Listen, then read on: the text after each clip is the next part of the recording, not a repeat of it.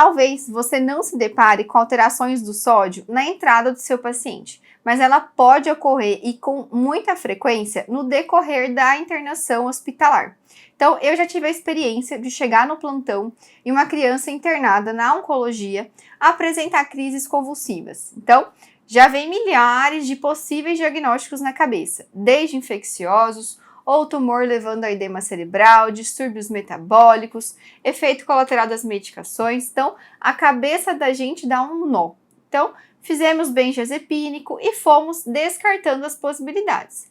Glicemia normal, sem febre, até o momento sem lesões tumorais no sistema nervoso central, sem sinais de hipertensão intracraniana. E aí, pedimos uma gasometria e veio um sódio de 119. Sim, a criança tinha recebido um volume muito alto de solução hipotônica e o sódio dela reduziu em 36 horas de 135 para 119. E agora? O que fazer? Para você que ainda não me conhece, meu nome é Maísa, eu sou emergencista pediátrica e eu venho aqui toda semana te deixar 5 vezes mais preparado para atender as crianças graves. Então, se você ainda não é inscrito, você pode perder a chance de adquirir mais segurança nos plantões e acertar várias questões de prova de residência. Porque aqui é o canal que você vai aprender as emergências pediátricas de forma simples e facilitada, certo? Se inscreve aí, ative as notificações no sininho que tem aqui do lado e eu quero também te convidar para fazer parte do nosso grupo do Telegram, onde eu disponibilizo, após cada aula, materiais de apoio e resumo para vocês. É facinho, tá? www.pediatriaurgente.com.br. Você faz seu cadastro e lá na mesma página você vai clicar na setinha do Telegram e pronto, você já vai ser direcionado ao nosso grupo seleto de emergencistas sedentos por conhecimento, tá? Então, depois desse caso clínico emocionante e um merchanzinho básico, certo? Nesta aula eu vou fazer você entender como funciona essa regulação do sódio e da água e depois a gente vai discutir tudo sobre as hipo e hipernatremias. Bora lá?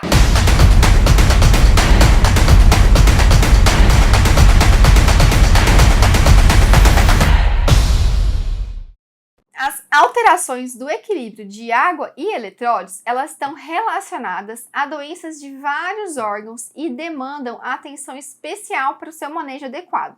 Então, no serviço de emergência, os distúrbios hidroeletrolíticos, eles, dependendo da sua magnitude, eles podem sim representar um risco de morte ou sequelas, tá? E a manutenção do equilíbrio hidroeletrolítico, ele faz parte dos cuidados básicos de atenção a qualquer paciente, independente da doença de base. Então, é fundamental o reconhecimento dos distúrbios de água e eletrólitos, seus mecanismos fisiopatológicos, para que a abordagem ela seja precisa e você não cause iatrogenias, tá? Então, não adianta você focar só na correção do distúrbio, ok? Você também precisa entender qual é a causa dele, tá? Então, falando aqui dos distúrbios específicos de sódio e água, então vamos pensar. Sempre aonde tem sódio, a água vai junto, tá? E essa água, ela se distribui em 3 compartimentos. A gente tem um espaço intracelular, o intersticial e o intravascular, certo? Aproximadamente 2/3 da nossa água corporal total, ela está no espaço intracelular. E essa membrana celular que vai dividir esses espaços intra e extracelular, ela é permeável à água e ela é impermeável aos solutos. Então, a água ela vai se mover livremente, permitindo que a osmolaridade permaneça constante em ambos os compartimentos. O principal soluto do espaço extracelular é o sódio e é ele que determina o movimento de água entre os espaços intra e extracelular. Então, apesar da ampla flutuação na ingesta de sódio e água, o organismo mantém a osmolaridade do plasma em um limite estreito ali de 275 a 290 miliosmóis. Então, isso ocorre por causa da capacidade dos rins de reabsorverem ou excretarem água livre. E o hormônio principal que ajuda nessa reabsorção é o hormônio antidiurético, tá? Então, ele age nesse balanço ali dessa água livre nos túbulos coletores renais, facilitando a reabsorção de água. Então, dessa forma, em condições de hipoosmolaridade, os níveis de ADH reduzem até próximos do basal, gerando uma produção de uma urina diluída. E se tiver ao contrário, houver uma hiperosmolaridade plasmática, eu vou aumentar a minha síntese do hormônio antidiurético no hipotálamo, com aumento da reabsorção tubular de água livre e, consequentemente, a minha urina vai ficar mais concentrada, ok? Então, a homeostase do sódio ela é mantida sob regulação hormonal do sistema também renina-angiotensina, tá? A renina ela é produzida no rim, então ela é principalmente sob estímulo de hipovolemia, promovendo um aumento da angiotensina 1. E aí ela é convertida em angiotensina 2 através da enzima conversora de angiotensina e ela promove a produção de aldosterona nas glândulas adrenais. Vamos lá! A hipovolemia estimula a produção da renina, que estimula a produção da angiotensina 1 a virar angiotensina 2, promovendo o aumento da aldosterona, ok? Então, a aldosterona é um mineralocorticoide que faz um aumento da reabsorção de sódio e água no rim. Em troca, ela excreta potássio ali no néfron. Fechado? Então, em condições normais, essa água ela difunde-se livremente entre os espaços intra e extracelular para manter um equilíbrio osmótico. E o fluxo rápido de água transcelular pode gerar danos às células, principalmente às células do sistema nervoso central, tá? Então, dessa forma, o fluxo sanguíneo de água associado à hipo ou hipernatremia causa mudanças agudas no volume celular e pode gerar uma sequela neurológica permanente, ok? Por isso, é tão importante você entender esses distúrbios. Especificamente de cada distúrbio, eu vou começar com a hiponatremia.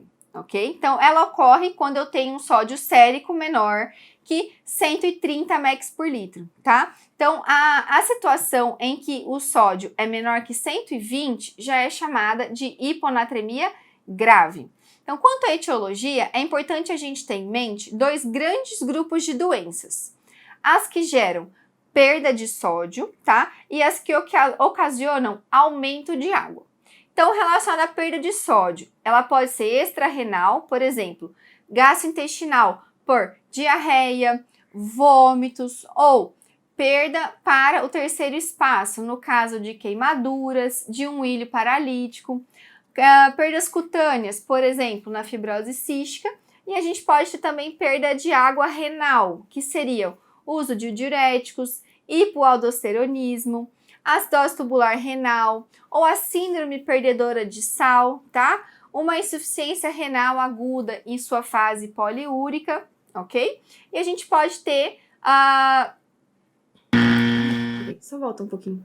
E aí a gente vai ter também as causas associadas a um ganho de água, que vai ocorrer quando eu administro excessivamente fluidos hipotônicos, ou pela síndrome de secreção inapropriada do hormônio antidiurético, eu tenho uma insuficiência renal aguda, tá? Ou crônica, insuficiência cardíaca congestiva, uma síndrome nefrótica, deficiência de glicocorticoide, hipotireoidismo. Então, é importante a gente entender que existem situações onde a gente tem uma hiponatremia sérica, mas o meu sódio corporal total, ele pode estar desde baixo até normal, certo?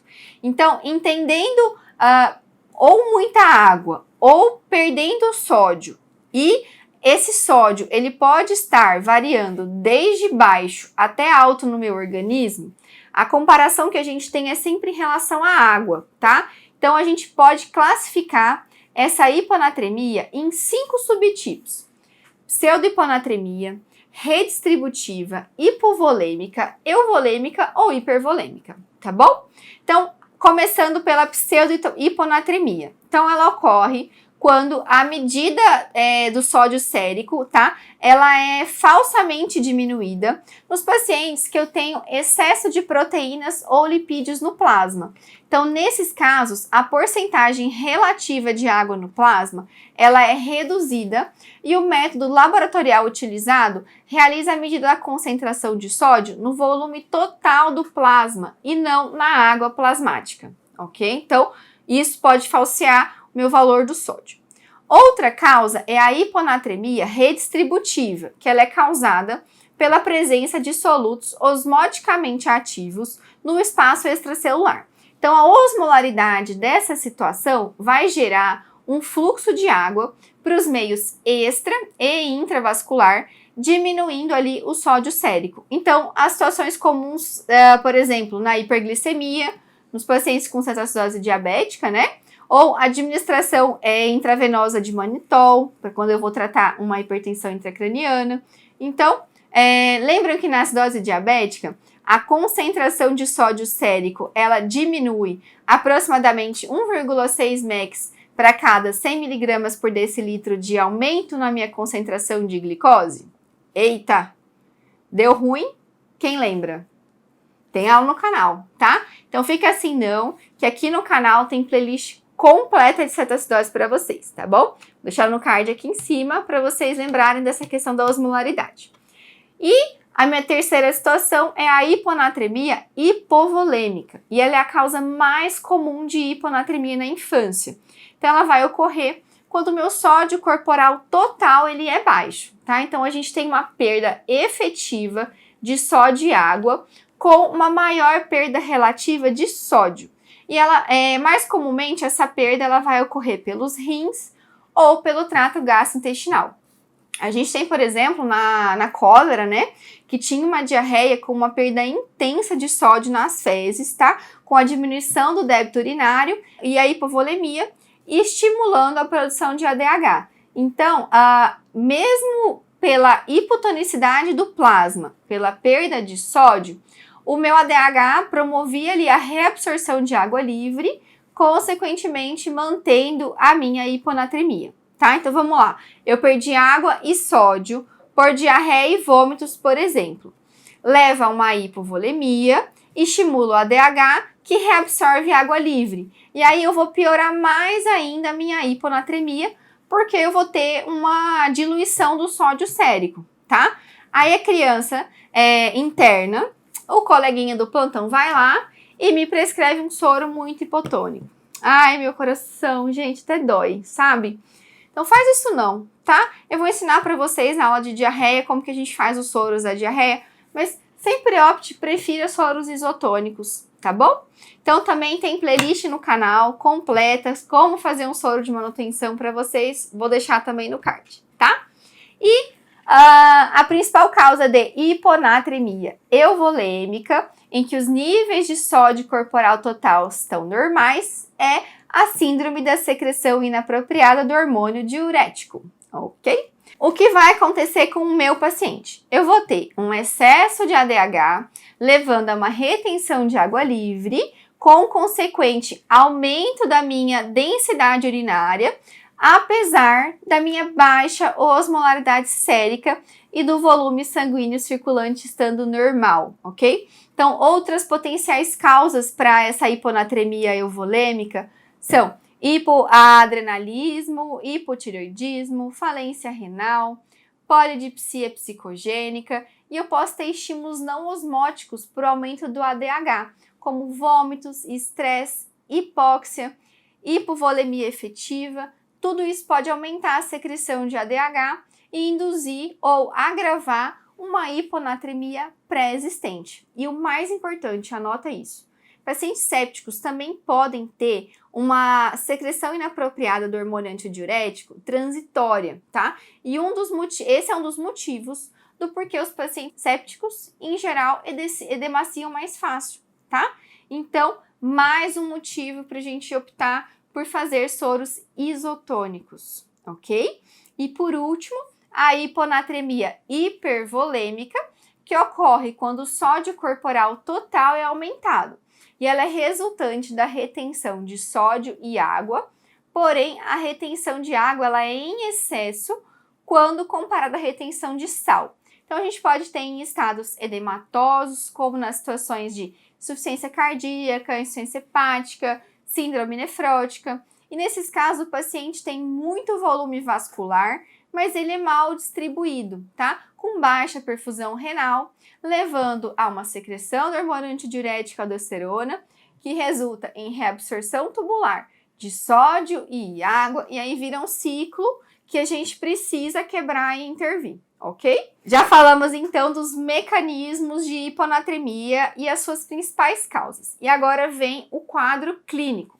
E é aí que entra o problema, porque os sintomas eles são inespecíficos e principalmente relacionados com alterações do sistema nervoso central. Então, eles dependem não somente do valor absoluto do sódio sérico, mas também da sua velocidade de sua redução. Então, pacientes cronicamente hiponatrêmicos, eles podem ser assintomáticos com valores de sódio muito menores quando comparados àqueles agudamente hiponatrêmicos e sintomáticos, que têm um valor de sódio não tão baixo, mas onde ocorreu uma redução abrupta do sódio. Então, a gente fala que é hiponatremia aguda, naquela em que a duração da hiponatremia foi em menos de 48 horas. O paciente vai ter cefaleia, vômitos, convulsões, coma, alteração do ritmo respiratório, e ele pode evoluir para um dano cerebral irreversível e morte decorrentes desse edema cerebral, aumento da pressão intracraniana e herniação. E já na hiponatremia crônica, que é aquela de duração maior de 48 horas, o meu cérebro já desenvolveu mecanismos adaptativos para regulação do volume cerebral e, consequentemente, diminuindo o edema cerebral, tá? Então, ele perde partículas intracelulares para diminuir essa osmolaridade celular. Então, a gente vai ter de clínica sinais mais sutis, como quedas e algum déficit de atenção, tá? No exame clínico, então, a gente deve avaliar não só também a função neurológica, mas o estado volêmico do paciente. Lembra das 5 classificações que eu falei? Em que elas dependem também da volemia, ok? Em relação à avaliação laboratorial inicial, ela vai incluir também a dosagem de outros eletrólitos séricos, eu preciso avaliar a função renal, a concentração urinária, fazer a dosagem desse sódio urinário também e, óbvio, você vai solicitar exames a depender de cada caso. Mas é imprescindível para se fazer o diagnóstico etiológico da hiponatremia a dosagem do sódio urinário, tá bom? E para tratar? Vamos tratar então, que agora é a parte que vocês mais queriam, que tem fórmula, que tem conta, que tem macete, certo? Então, o tratamento da hiponatremia, ele deve ser guiado pela intensidade dos sintomas, pelo tempo estimado de evolução da doença e pelo estado volêmico do seu paciente, mais do que pelo valor absoluto do sódio sérico, combinado? Então, a correção do sódio, ela deve ocorrer apenas em hiponatremia, com sódio corporal total baixo ou se eu tenho hiponatremia sintomática. Então, nos casos, por exemplo, de hiponatremia hipervolêmica, o tratamento da doença vai ser fundamental para o equilíbrio do sódio sérico, evitando a infusão de soluções hipertônicas que pode agravar a situação do paciente. Assim, por exemplo, no caso de uma insuficiência cardíaca, o tratamento vai consistir na administração de diuréticos e inotrópicos, porque eu não preciso dar sódio para o meu paciente, eu tenho que tirar o volume de água livre e dar força para o coração dele, entendeu? Então, sempre pensar na causa é extremamente importante para guiar o tratamento e não só corrigir o sódio em si, tá? Por exemplo, outra situação, se eu tenho uma hipovolemia, tá? A gente tem que corrigir o sódio com soro fisiológico, da mesma maneira que a gente faz no choque, tá? Então, a gente faz expansões e infusões rápidas. E você não sabe como manejar o choque? Fica tranquilo, tem aula no canal aqui também, coloco no card aqui em cima, depois dessa aula você pode assistir, tá? Então, a gente faz a correção aguda do sódio almejando um valor de 125 mEq por litro, tá? Isso vai aliviar os sintomas na maioria dos casos de hiponatremia. Então, por exemplo, os pacientes com síndrome da secreção inapropriada do hormônio diurético, eles devem receber o tratamento para doença de base. E, além disso, deve ser restringida a ingestão de água em 25 a 50% da oferta hídrica diária, tá ok? Na hiponatremia crônica, a gente corrige mais lentamente, tá? Para prevenir a síndrome da desmielinização osmótica, que é aquela desidratação do sistema nervoso central, tá? E na ausência de sintomas, a gente não tem pressa, então a gente tem que elevar essa concentração plasmática de sódio no máximo 8 mEq por litro por dia, tá bom?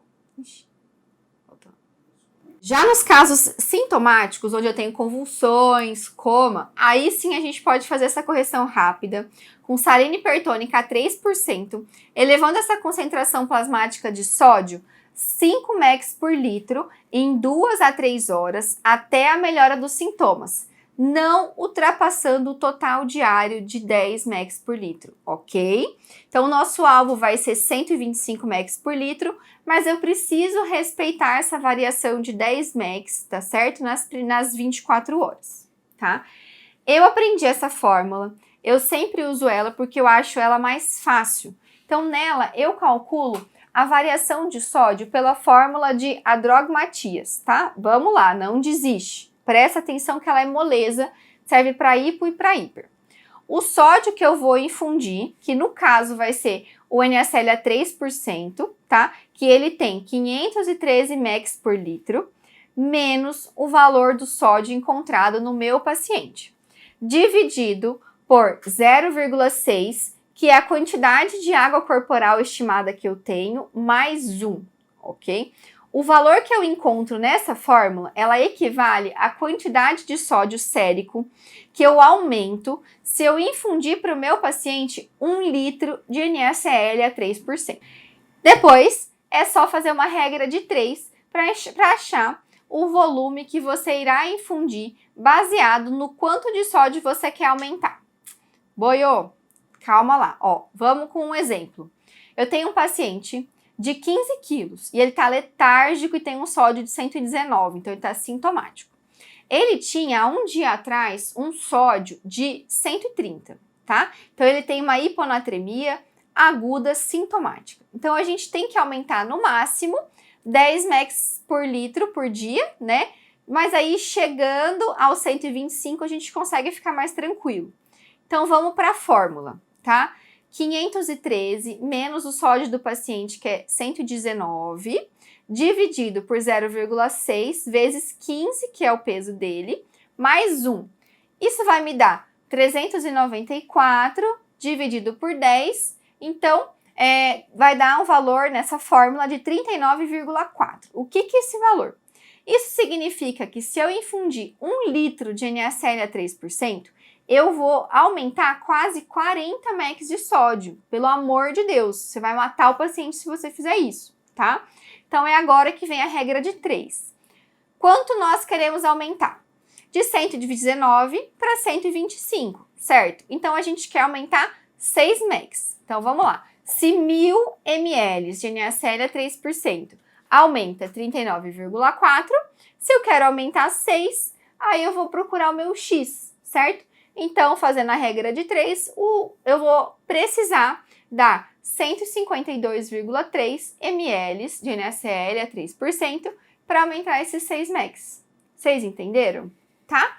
Se tiver ainda alguma dúvida, deixa nos comentários que eu respondo, tá bom? E a gente pode infundir esse valor, tá? Até ali em 4, 5 horas, tá? Porque lembre que a gente tem que corrigir no máximo 5 mEq em 2 a 3 horas. Você pode ir fazer essa infusão desse volume e você vai reavaliando, tá? Mas e aí, no meu hospital não tem salina 3%? É fácil.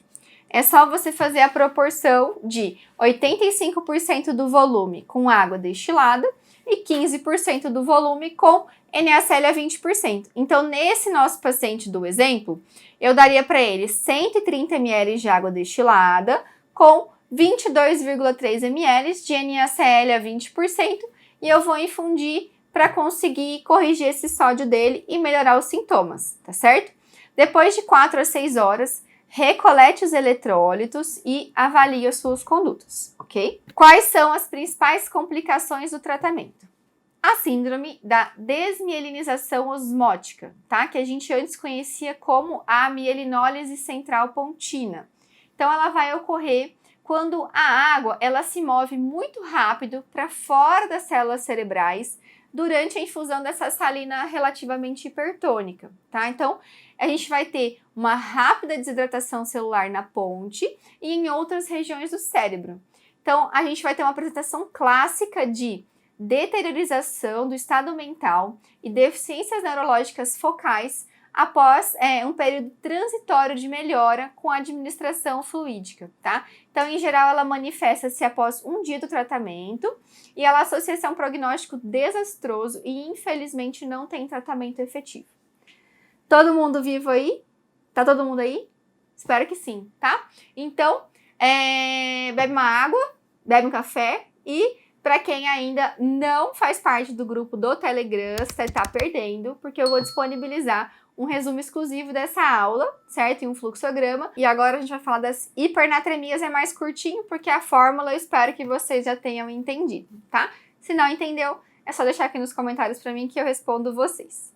Então, a hipernatremia, ela vai ocorrer quando a concentração de sódio for maior que 145 mg por litro, tá? Então, lembra do balanço entre a água e o sódio? Então, a hiper pode ocorrer de 3 formas. Ou diminuição da ingesta de água, ou aumento da perda de água, ou eu ganhei muito sódio, tá? Então, a diminuição da ingesta, por exemplo, é por baixa oferta de água, principalmente em lactentes, né? Ou nas crianças especiais, e quando eu tenho alteração do estado mental. E eu posso ter um aumento da perda de água, associado, por exemplo, ao trato gastrointestinal, com diarreias, vômitos, sondagem nasogástrica, perda de líquido para o terceiro espaço, e eu posso ter também fatores associados à função renal, como entubulopatias, diabetes insípidos, alguma diurese osmótica, tá?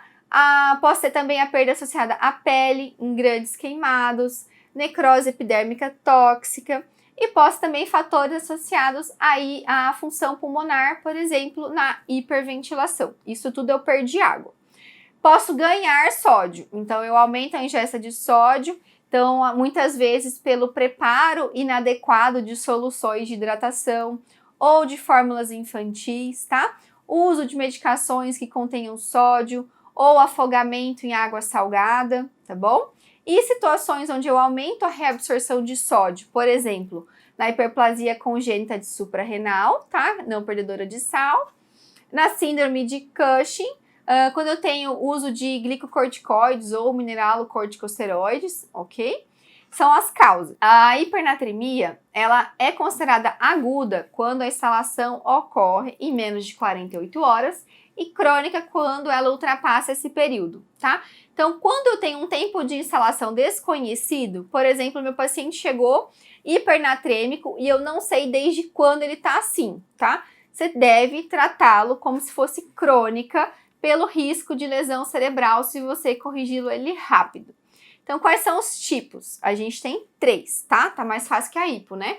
Então, a hipernatremia hipovolêmica. Então, meu paciente, ele perdeu água livre excedente à perda de sódio. E aí, eu vou ter essa perda de fluidos hipotônicos, ela pode ter origem tanto renal quanto extra-renal. Nos casos renais, ela vai ocorrer por meio de estímulo de diurese osmótica, tá? Ou secundário ao uso de diuréticos osmóticos, aumento da glicose ou da ureia, tá? E extra-renais pode acontecer pela pele, através de uma sudorese profusa, um grande queimado, pênfigo, tá bom? E no trato gastrointestinal, diarreias, vômitos, sonda nasogástrica ou perdas de líquido para o terceiro espaço. E aí vamos pensar.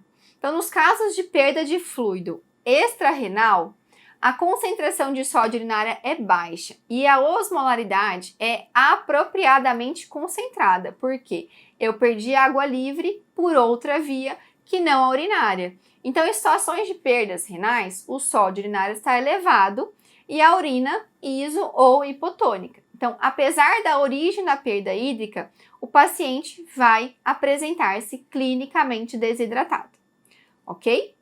E a segunda é a hipernatremia euvolêmica. Não posso fazer alterações nos seus contatos.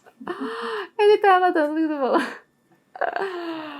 A segunda é a hipernatremia euvolêmica. Então, eu tenho um alto valor de sódio e um volume intravascular normal. Então, o aumento da perda de água livre, ela pode ocorrer em muitas situações diferentes e relacionar-se com sistemas e órgãos distintos. Trato gastrointestinal, rim, pele, pulmão, tá? E na euvolêmica, os pacientes apresentam perda de água livre sem sinais de hipovolemia. Então, essa aparente euvolemia, apesar da perda de água, ela ocorre porque a maior perda de água ela vem do espaço intracelular. Então, eu desidratei a minha célula, tá? Aí, a perda de água extrarrenal, ela ocorre a partir de perdas insensíveis aumentadas, por exemplo, da pele e do pulmão. Embora a perda de água livre alcance grandes volumes, os pacientes eles só vão se tornar hipernatrêmicos quando há restrição ao excesso de água para repor essa perda. Então, meu organismo ele vai desidratar toda a minha célula para manter a minha volemia adequada para depois meu paciente ficar assim hipernatrêmico. Nesse caso, a urina ela encontra-se concentrada, tá, pela ação do ADH, levando a uma retenção de água livre para tentar manter a volemia. Então, as causas renais de hipernatremia euvolêmica são diabetes insípido central ou nefrogênico, com perda de água livre, resultando, respectivamente, da diminuição na secreção do ADH pelo sistema nervoso central ou pela diminuição da resposta tubular renal ao ADH, ok? E a hipernatremia, ela se desenvolve quando passou. A hipernatremia, ela se desenvolve quando há restrição ao excesso de água. Então, eu tenho uma baixa oferta ou um paciente com baixa capacidade de obter a água por meios próprios, como lactentes, pacientes com deficiência neurológica, os pacientes sedados ou intubados. Então, aí a osmolaridade urinária, ela é mais baixa do que a osmolaridade do plasma, pela perda urinária de água livre, diluindo a urina, ok?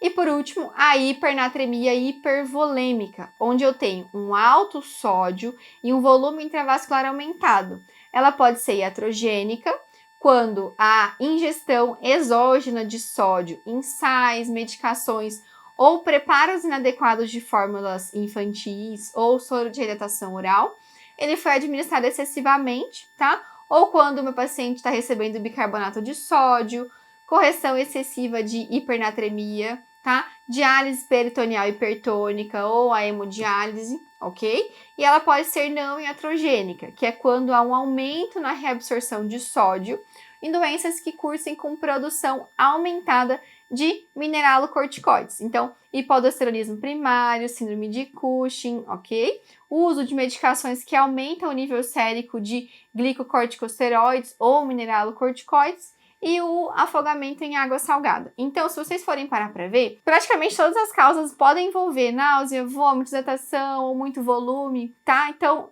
são fatores de causa e elas não são patognomônicas. Então, você pode ter essas mesmas causas podem causar hipo ou hiper, dependendo da resposta do seu paciente, do que foi feito para ele, tá? Mas isso é mais importante para vocês entenderem esse mecanismo de trocas entre os compartimentos celulares e vascular da água, alterando toda essa dinâmica do sódio, tá bom? Então, o quadro clínico da hipernatremia. A gente vai ter a água do compartimento intracelular sendo desviada para o compartimento extracelular que está hipertônico, tá? Raramente a gente vai ter sinais de choque circulatório, porque o organismo ele tenta preservar os fluidos extracelular e plasmático até que a desidratação se torne grave. Então, os sinais clínicos eles são inespecíficos, como febre, taquipneia, um choro estridente, tá? E essa desidratação celular promove sintomas relacionados a alterações neurológicas, como letargia, confusão, estupor, coma, câimbras, hiperreflexia, espasticidade, tremores, ataxias, crises convulsivas são frequentes, tá? E algumas alterações neurológicas focais. De propedêutica laboratorial, a gente vai coletar o valor do sódio sérico, né? Os outros eletrólitos, sempre a função renal, o exame simples de urina, dosar o sódio urinário, ok? E os outros exames a gente vai guiando conforme a clínica, tá? E para indicar o tratamento é a mesma coisa da hiponatremia. Você tem que avaliar o estado volêmico e neurológico do seu paciente, buscando qual é a causa, tá bom? Então, a reanimação fluídica rotineira, ela deve ser evitada nos pacientes com hipernatremia pelo risco de desenvolvimento de edema cerebral, tá? Então, a gente só vai fazer naquele seu paciente que tiver um choque circulatório com hipotensão arterial, para você fazer volumes rápido, tá?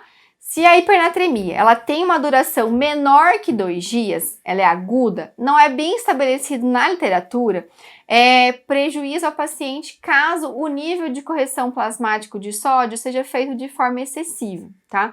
Mas recomenda-se habitualmente não reduzir mais que 1 a 2 mEq, tá?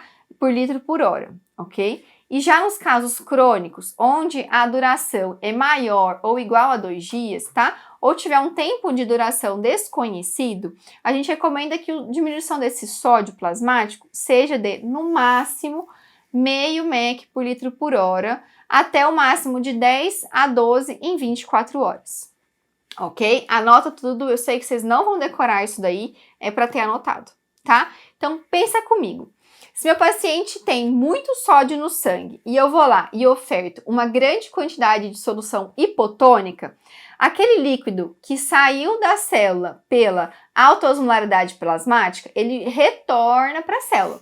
Nos casos crônicos de hipernatremia, as células do sistema nervoso central, elas produziram osmóis idiogênicos, que agem como solutos para impedir que o neurônio se desidrate. Então, se você corrigir rápido a hipernatremia, o neurônio ele vai estar com uma osmolaridade maior que o plasma e ele vai ficar demasiado. Essa água vai entrar toda para o sistema nervoso central.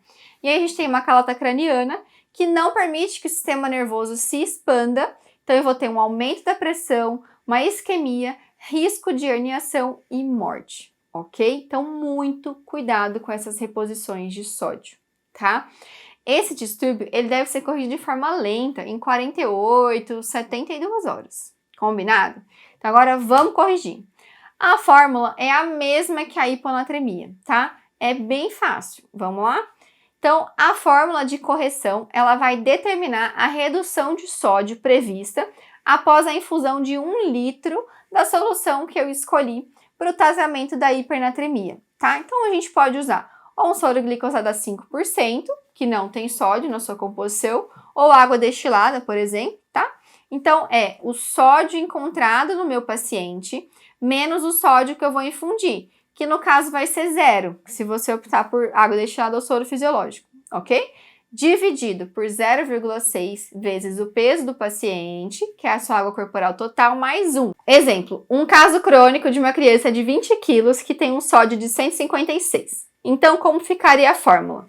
156 menos 0 dividido por 0,6 vezes 20 mais 1 vai dar um valor de 12. Então, se eu infundir 1 litro de soro glicosado ou água destilada, eu vou reduzir 12 mEq de sódio. Mas eu não posso reduzir tudo isso, eu não quero. Então, lembra que eu só posso meio mEq por litro por hora, sendo no máximo 10 mEq em 24 horas, tá? Então, se eu quiser reduzir esses 10 em 24 horas, por exemplo, é só fazer a regra de 3. Se 1.000 ml reduzem 12, eu quero reduzir 10x. Então, eu vou infundir para esse paciente 833 ml de soro glicosado a 5% em 24 horas. E aí, a gente vai coletar novamente os eletrólitos após 2 a 4 horas dessa infusão para garantir que essa queda não foi maior que meio mEq por litro por hora, ok? Para os pacientes com diabetes insípido central, a gente precisa administrar a vasopressina, né? E monitorizar rigorosamente o valor desse sódio sérico e da densidade urinária para evitar a intoxicação hídrica, ok? E na hipernatremia hipervolêmica, ela deve ser tratada com a administração de diuréticos e aumento da oferta de água livre para evitar essa sobrecarga hídrica. Então, foque na causa.